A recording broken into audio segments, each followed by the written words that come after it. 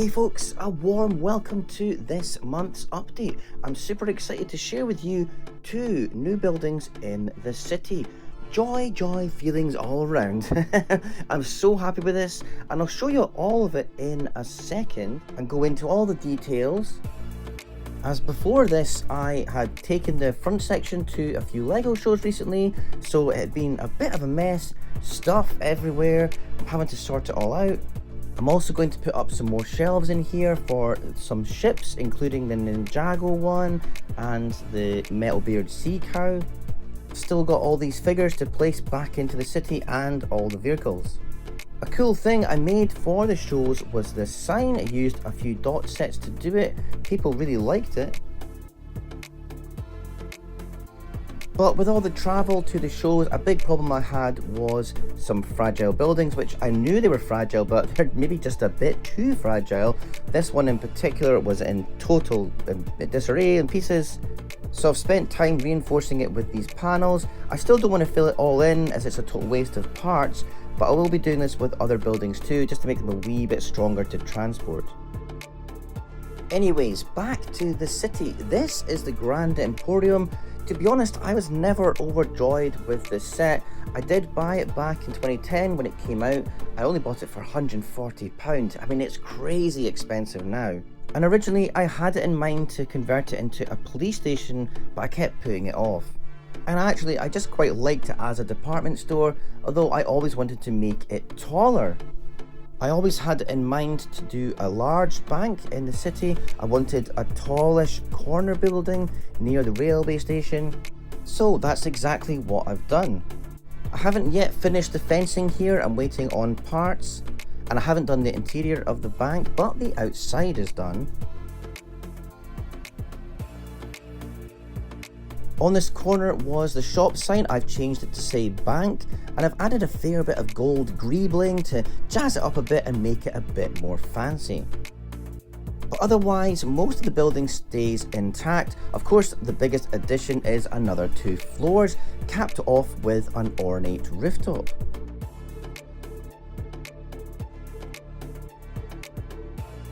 The original rooftop had this white flower corner, and I really liked the overhanging edge, but it's not very Dutch looking, I suppose. One thing I've always disliked was the sign on the roof. I actually hate it. It's the yellow face, it's just weird. And of course there's loads of studs on the rooftop, which, you know me, I like tiles, so that had to be tiled.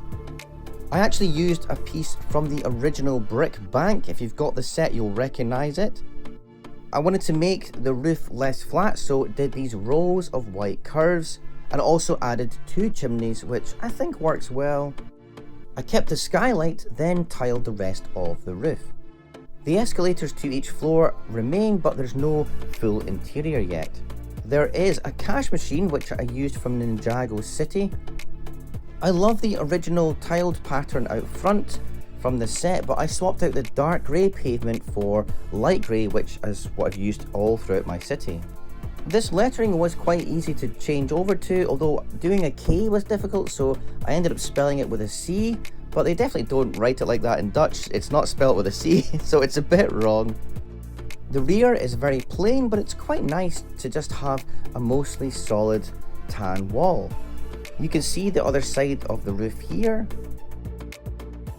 Oh, I didn't mention the brand of the bank. It's ABN AMRO, which is a major Dutch bank.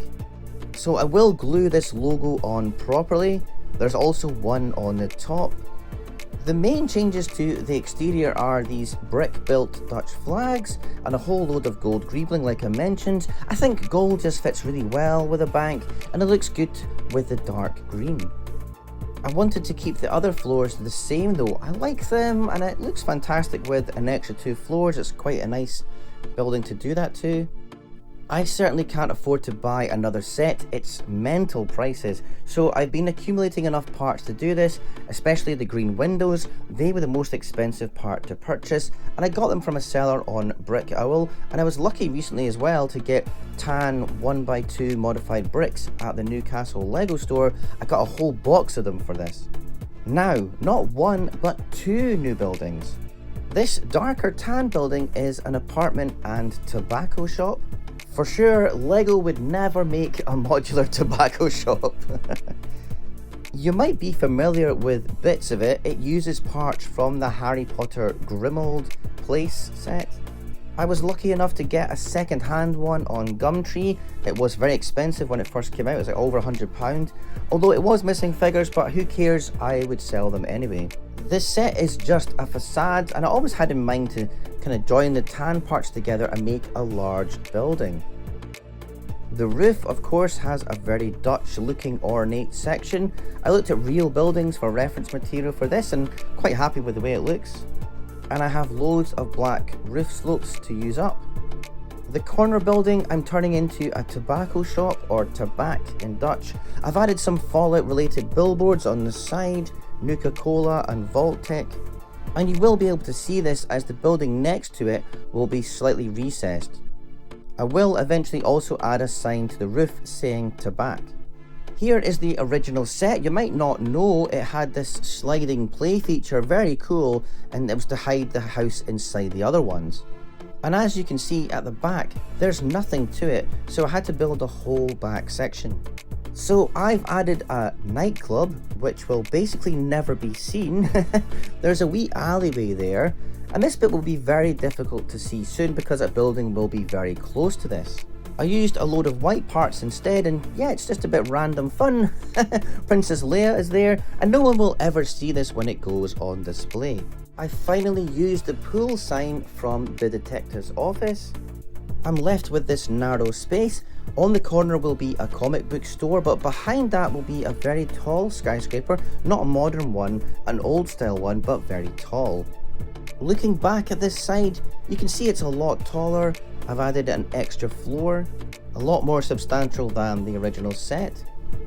I also made two separate sides because there's two doors, therefore the windows on each side are slightly different colour, blue on the right, clear on the left. In many countries in Europe, tobacco stores are often post offices and news agents as well, so I've got a post box and newspapers out there. For the bank, I will be using the large vault build from the Brick Bank, but I like this wee safe from a Batman set. I might make this bigger and use it as well. I ordered more euros from Brick Panda in China. They do really good quality prints of currency. Although I will point out that euros didn't exist before 1999, so the Dutch in my city would have used guilders. But good luck trying to get Lego versions of those for a reasonable price. Again, nothing makes sense in my city, but I want it to be different, so euros it is, and it's certainly not the green Lego money, which everyone uses, so I want to be different. I've built a few stacks of cash for the bank vault, and I'm going to build a really nice interior for the bank soon. I think it's important to give at least ground floors for each modular and interior. Just want to let you know it's been really tough getting this video out. So much going on with the Lego shows recently, life getting in the way, but the biggest issue is it takes a lot of time to build, like days and days, and ordering parts and waiting for delivery. I've been working on this for over 2 weeks, then filming and the edit. Anyways, I hope you like the new additions. I think they fit the area really well.